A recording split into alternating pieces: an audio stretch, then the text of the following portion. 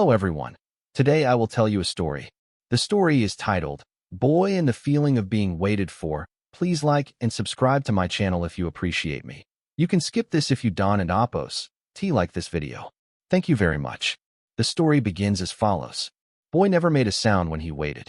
That was the first thing I noticed. Every morning before work, while I rushed through small routines, grabbing my keys, checking my phone, forgetting where I put my wallet, Boy would already be there, sitting near the door, not blocking it, not begging, just present.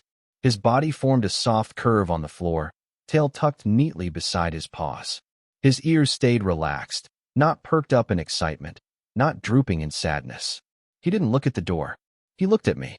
I used to think he was waiting to see if I would take him out, or maybe waiting for food. But over time, I realized that wasn't it.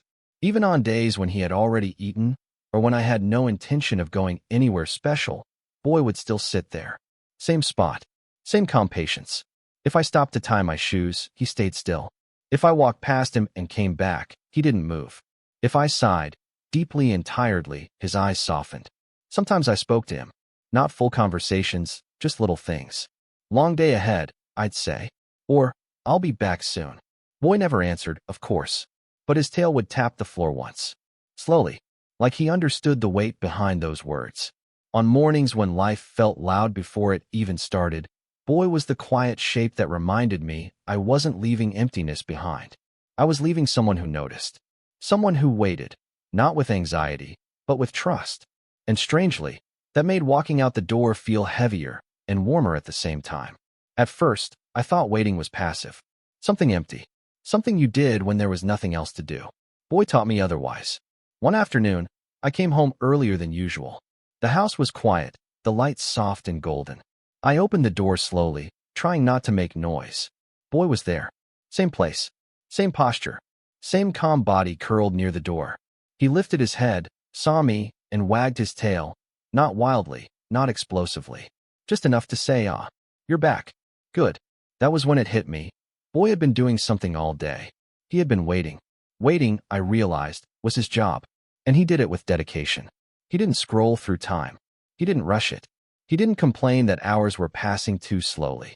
He simply stayed available to the moment when I would return. On days when I worked late, I sometimes felt guilty imagining him sitting there for so long. But Boy never showed resentment. No dramatic sighs. No cold shoulders. No "you're late" attitude. Instead, he greeted me the same way every time, as if the act of waiting itself had been meaningful. I began to see that for Boy, waiting wasn't about loss. It was about connection that stretched across time. Even when I was gone, the relationship continued. That realization changed how I looked at my own impatience, at how often I treated waiting as wasted time. Boy showed me that waiting, when filled with care, becomes an invisible thread holding two lives together. Boy taught me that being waited for is a quiet kind of love, one that doesn't demand attention, applause, or reward. In today's fast-moving world, we are constantly rushing, responding, and reacting. We rarely stop to notice who is waiting for us, or how much trust lives inside that waiting. From Boy, I learned that love between humans and animals is built not only through play or care, but through presence. Animals don't measure love by grand gestures. They measure it by consistency, gentleness, and reliability. This story reminds us to slow down and honor the beings who share our lives, especially animals who depend on us emotionally as much as physically. When we come home, we should come home fully. When we leave, we should leave with kindness and clarity. In daily life, we can apply this lesson by practicing patience, showing up on time, and understanding that waiting is not weakness, it is trust. If an animal can wait with such grace, we, as humans, can learn to respect time, relationships, and responsibility more deeply. Boy didn't just wait for me. He taught me how to be someone worth waiting for.